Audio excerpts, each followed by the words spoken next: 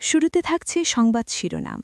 ব্রাহ্মণবাড়িয়া জেলা পরিষদের নবনিযুক্ত প্রশাসক আলহাজ সিরাজুল ইসলাম সিরাজের দায়িত্ব গ্রহণ ও সংবর্ধনা অনুষ্ঠান অনুষ্ঠিত।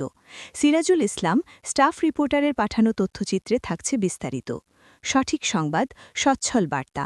ডেইলি দেশবার্তা নিউজ.com। ব্রাহ্মণবাড়িয়া জেলা পরিষদের নবনিযুক্ত প্রশাসক আলহাজ সিরাজুল ইসলাম সিরাজের দায়িত্ব গ্রহণ ও সংবর্ধনা অনুষ্ঠান অনুষ্ঠিত হয়েছে। আজ ২৪ মার্চ মঙ্গলবার দায়িত্বভার গ্রহণ উপলক্ষে সকালে জেলা পরিষদ প্রাঙ্গণে সংবর্ধনা অনুষ্ঠান অনুষ্ঠিত হয়। দায়িত্ব গ্রহণ ও সংবর্ধনা অনুষ্ঠানে প্রধান অতিথি ছিলেন কেন্দ্রীয় বিএনপির অর্থনৈতিক বিষয়ক সম্পাদক ও জেলা বিএনপি সভাপতি ইঞ্জিনিয়ার খালেদ হোসেন মাহবুব শ্যামল এমপি।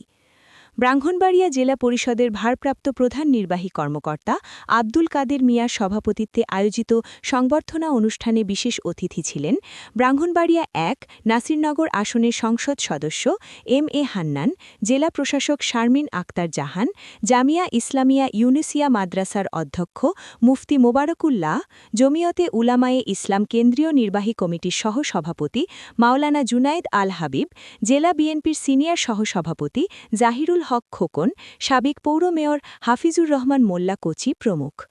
অন্যান্যের মধ্যে বক্তব্য রাখেন ব্রাহ্মণবাড়িয়া প্রেস ক্লাবের সভাপতি জাবেদ রহিম বিজন, জেলা কৃষক দলের আহ্বায়ক আবু শামীম মোহাম্মদ আরিফ, জেলা যুব দলের সভাপতি শামীম মোল্লা, জেলা শ্রমিক দলের সাধারণ সম্পাদক মোহাম্মদ মোস্তাফা, জেলা মহিলা দলের সাধারণ সম্পাদক শামীমা বাসির স্মৃতি, জেলা স্বেচ্ছাসেবক দলের সদস্য সচিব মোহাম্মদ সালাহুদ্দিন ও জেলা ছাত্র দলের সদস্য সচিব সমীর চক্রবর্তী। সংবর্ধনা অনুষ্ঠানে নবনিযুক্ত প্রশাসক আলহাজ সিরাজুল ইসলাম সিরাজ বলেন, জেলার ৬টি আসনের সংসদ সদস্যসহ জেলা পরিষদের সাথে সম্পৃক্ত যারা আছেন এবং সুধী সমাজ, আমি সবার সাথে সমন্বয় সভা করে জেলা পরিষদের উন্নয়নে কাজ করতে চাই। প্রধান অতিথির বক্তব্যে ইঞ্জিনিয়ার খালেদ হোসেন মাহবুব শ্যামল এমপি বলেন, আজকে দীর্ঘ সংগ্রামের পর আমরা এই অবস্থায় এসেছি। অতীত ভুলে গেলে হবে না, মনে রাখতে হবে জনগণ সব ক্ষমতার উৎস।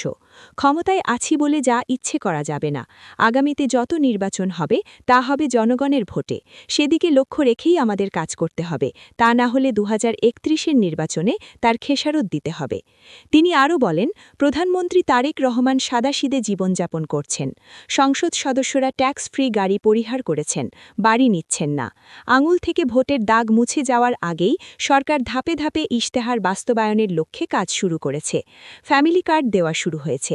১০,০০০ টাকা পর্যন্ত কৃষি ঋণ মওকুফ করা হয়েছে। আগামী পহেলা বৈশাখে কৃষক কার্ড দেওয়া হবে। খাল কাটা কর্মসূচি শুরু হয়েছে।